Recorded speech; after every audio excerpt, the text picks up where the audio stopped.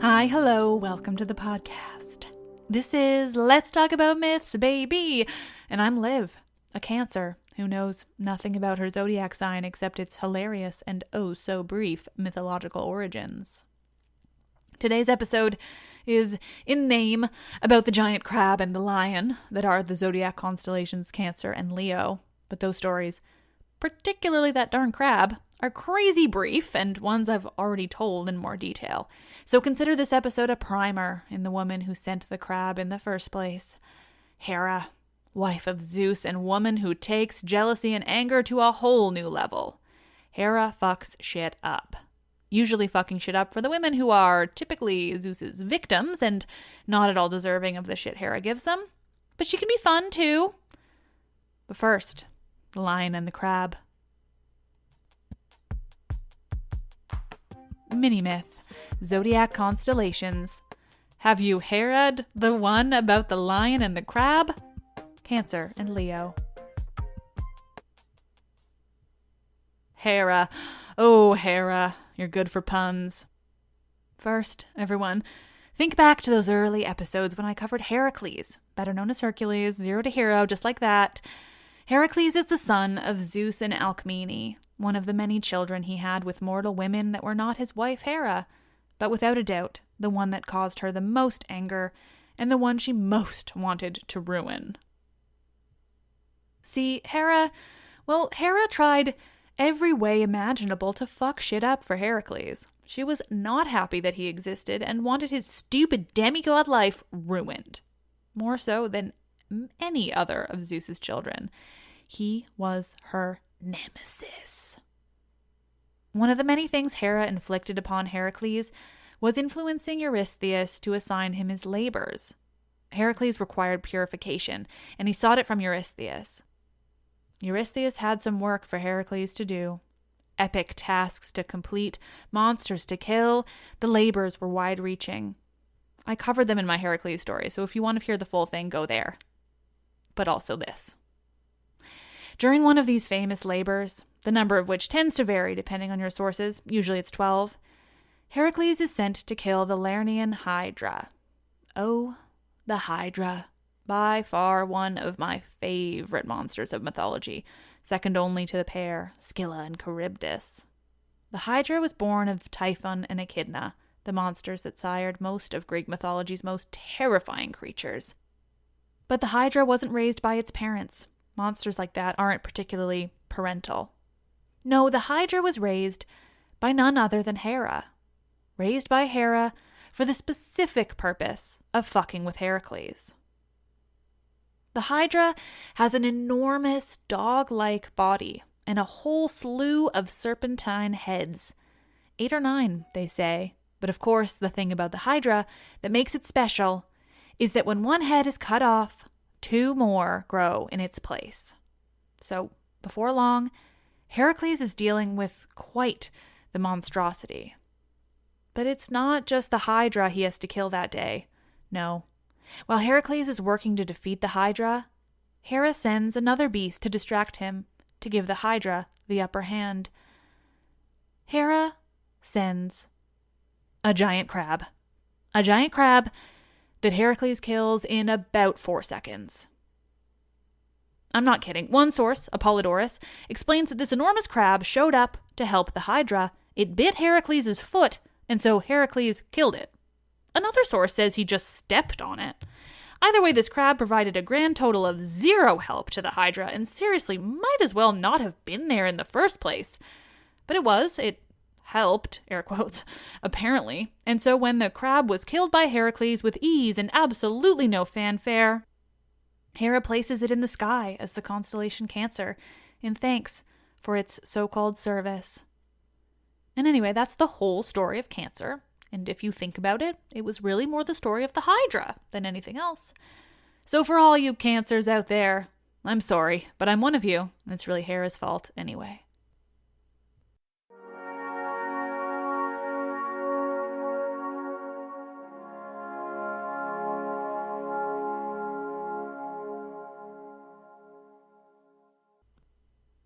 to our girl Hera, the one who's causing all this because she's chosen Heracles as the child of Zeus she will put all her effort into destroying. He's had so many children with women that aren't her, but a smart woman prioritizes and realizes she can't get rid of them all, so she chooses him. And boy, does she make it fucking hard to be Heracles. She didn't get like this without a little help from Zeus, though. Hera is the goddess of marriage. She's the protector of marriage and specifically married women. She's the daughter of Rhea and Kronos, sister to Zeus. When they're old enough, Zeus starts hitting on his sister, trying to convince her to be with him. We're meant to treat this as not super gross because all the gods did it, but man, is it hard to not make it super gross. He's sometimes even described as her twin. I mean, ugh. Hera originally wasn't having it. She just wasn't attracted to him, didn't want to marry her brother. The details aren't clear, but Hera was rejecting Zeus's advances. So one day, instead of appearing as his usual Zeus form to hit on her, he appears as a really sad-looking cuckoo bird. She doesn't know this bedraggled-looking bird is her brother Zeus in disguise, so she holds it close to her chest, trying to comfort it. And when she does, Zeus transforms himself back into himself and he rapes her. Because, yeah, God, Zeus is protectable. In this telling, it's this rape that shames Hera into marrying Zeus in the first place. And with that beautiful, romantic beginning to their relationship, one of the most toxic and terrifying marriages in all mythology ever is born.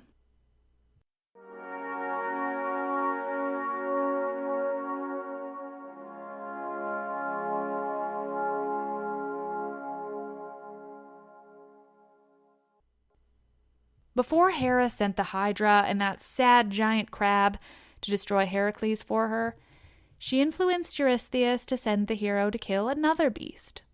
The first labor of Heracles is to kill the Nemean lion. A lion has been terrorizing the region of Nemea for who knows how long. And so when Heracles shows up to Eurystheus' house to be purified, that's the first job he's given. Get rid of that fucking lion that keeps eating all the people. But this is no ordinary lion. Just like the Hydra, it's a child of Typhon and Echidna, making it more of a mythological monster than those lions always singing about feeling the love on a given night. But similarly to the story of the crab of Cancer, Heracles shows up to kill this lion, and its whole thing is that no weapon can pierce its skin, so everyone's all, my God, how do we kill it? But Heracles just rolls up and is all, guys, I mean, isn't it obvious? And he strangles it. And then Hera puts it in the sky as the constellation Leo. Okay, no, for real, there are sources showing Heracles tries a little harder than that. When he arrives to kill the lion, he first tries to shoot it with arrows before discovering what I mentioned. Arrows would do absolutely nothing to harm this monster. So he comes up with an alternative plan. He chases the lion with his club, a Heracles staple, before the lion runs into its cave. There, he corners it and manages to get an arm around its neck, strangling the Nemean lion and bringing its body back to Eurystheus as proof. After this, Heracles wears a lion's skin wrapped around his shoulders like a preppy white guy at a country club. It makes it fairly easy to recognize Heracles in ancient Greek sculptures and pottery. He's always the dude with the club and the lion skin.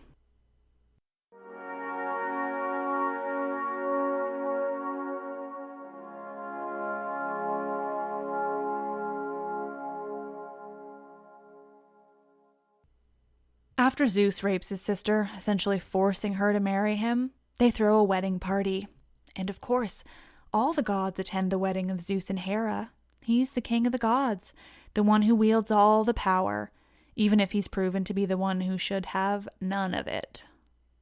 Even Gaia attends their wedding, and Mother Earth herself gives Hera golden apples, which Hera entrusts to the Hesperides, who guard them in their garden. One of these apples is later taken by Eris and tossed into another godly wedding, that of Peleus and Thetis, which of course sparks the Trojan War. It's always kind of up in the air as to who are Hera's children, and with whom. Hephaestus is always hers, though sometimes he's Zeus's son, sometimes Talos' son, a nephew of Daedalus, and sometimes he's her parthenogeneous child. I don't know if I pronounced that right, but it means Hera alone is his parent. Apparently Hephaestus wouldn't believe this either, so one time he imprisoned Hera in a freakish mechanical chair that locked her arms to the seats and wouldn't let her go until she swore on the river Styx that he was indeed her son and only her son. So, he's chill. The other 3 children usually described as being the true children of Zeus and Hera are Ares, god of war, Hebe, a goddess who has control over eternal youth. She was the cupbearer to the gods on Olympus before she eventually marries Heracles and Zeus's sex slave Ganymede takes over the job. And Eileithyia, goddess of childbirth. Hera, sadly, has very few stories of her own. Much of what we know about her is through the lens of her fury and anger at Zeus and the woman he fucked. But there is suggestion that originally, Hera was a mother goddess in the Greek region before the Hellenic religion of worshipping Zeus and the Olympians took over, at which time she became the lesser wife of the king of the gods, rather than the main goddess she once was. This conversion from the original matriarchy of the region to the patriarchy that went on to dominate, I would imagine, is when she would have transformed into this angry, vindictive woman who punished other women.